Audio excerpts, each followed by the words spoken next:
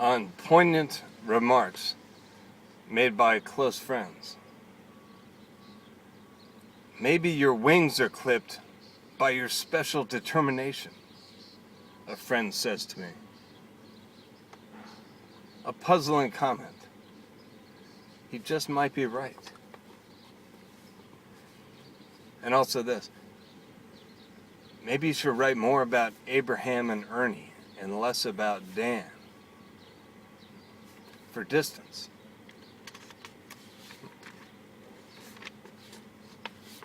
On the importance of strengths and weaknesses. I get along really well with golden retrievers. I'm also a pretty good driver, especially during the daytime. My apartment is rarely so messy that you couldn't safely walk from one side to the other. I'm an avid reader, and I make it almost all the way through most of the books that I pick up. And I watch a good deal of TV, but I never watch any dumb show for more than a few minutes, so you really can't say it's hurting me any. I didn't really get very good at skateboarding until I was in my mid-20s or so. On the futile nobility of having good intentions. This one's pretty serious. It's a pretty good one, I think. Here it goes. He was going to fix a few things. He was going to rewrite a few things. Things that he knew eventually would need to be updated, amended, modified, even if just a little. Praise be forthcoming for the self in that case.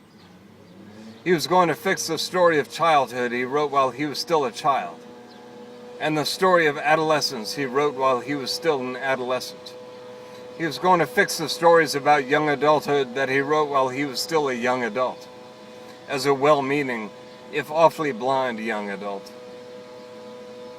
He was going to make up for everything and fix everything and make it all better than he made it the first time around.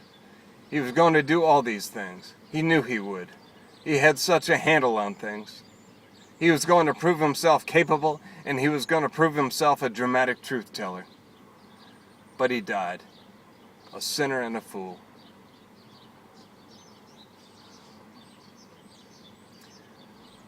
On the self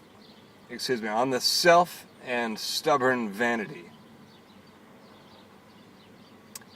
I continue to this day to learn so much more about myself, familiar lessons all, about my obsessions, my addictions, the desperate nature of my life, the instinct to step out of the life I seem so prone to living these days. Yeah, I need to be received for the goofy, slick spectacle that is me, and my ego, which hides in my hair when it grows long enough. When I let it, on sex and exploring the nomenclature. In parentheses, sex is, in parentheses, so much more than intercourse, you know, arm hairs, middle toes, ribs and rib cavities, you know, backs of necks and smalls of backs, all the good stuff, and that ain't even half of it. On knowing when not to pontificate. As a rule, if you don't know what you're talking about, you don't say shit. On the ever-changing moods of the sophisticated slacker. I see myself largely as a gorgeous son of a gun who likes to get his hand in on a little bit of everything because he's the kind of guy who thinks he can pull it off. Some people say that's my biggest problem. I say they don't know how I see myself the rest of the time. Let me read that again. On the ever-changing moods of the sophisticated slacker. I see myself largely as a gorgeous son of a gun who likes to get his hand in on a little bit of everything. Because he's the kind of guy who thinks he can pull it off. Some people say that's my biggest problem. I say they don't know how I see myself the rest of the time. on being just a little out of control. I really like this pen. Substitute computer. I do. I like this pen. I like eating. I'm like appetite man these days. Whoa, Mr. Id wants everything. But what do you do when you're living in the lonely vacuum of your own moral universe? Huh? I make the rules. I make the rules. I make them. But what are they? And what shall they be?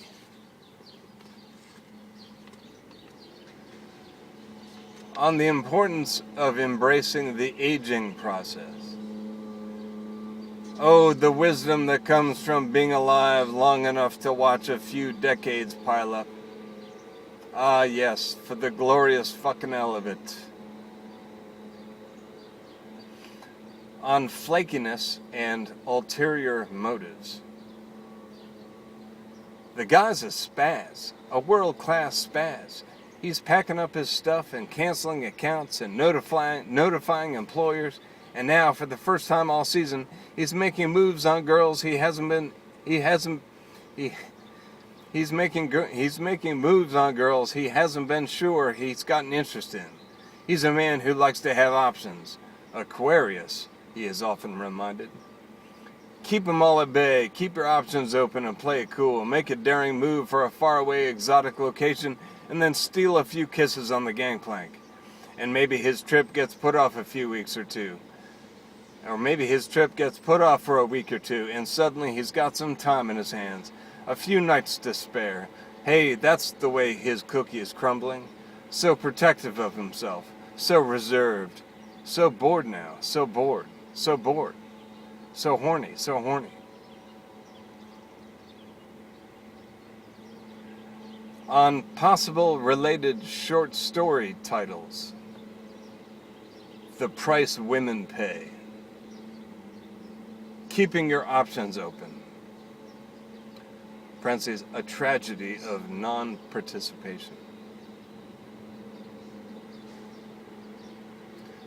On telltale signs of lameness. The girl across the hall, she's the kind of girl who borrows your paperback on the road to impress you and then loses it before she's read it. On wondering who is the captain of the ship, a point for discussion. What is the connection between de Tocqueville's Democracy in America and Ken Kesey's Danger of the Dumb Majority? Discuss. De Tocqueville's Democracy in America and Ken Kesey's Danger of the Dumb Majority.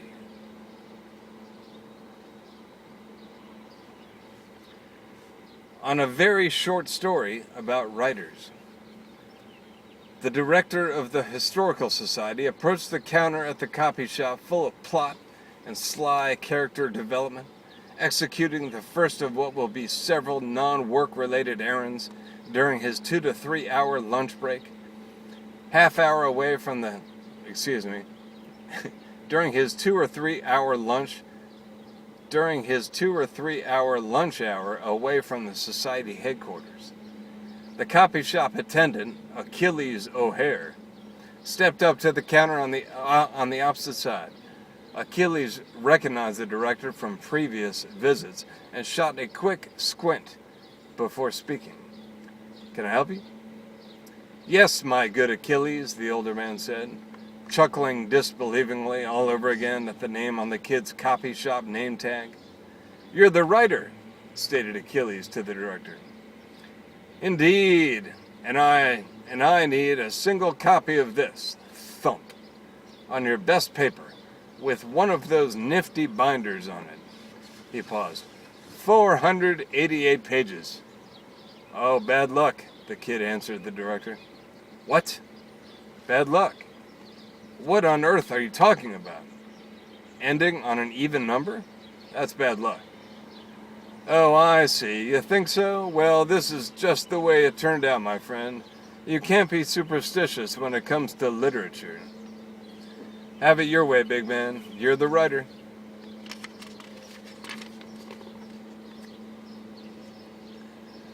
On an idea for a story about the inspirational youth of today. I know a story about bands of I know a story about bands of marauding, merry, millennialized, too tough teens, packs of uninsured people, day in and day out, going for broke.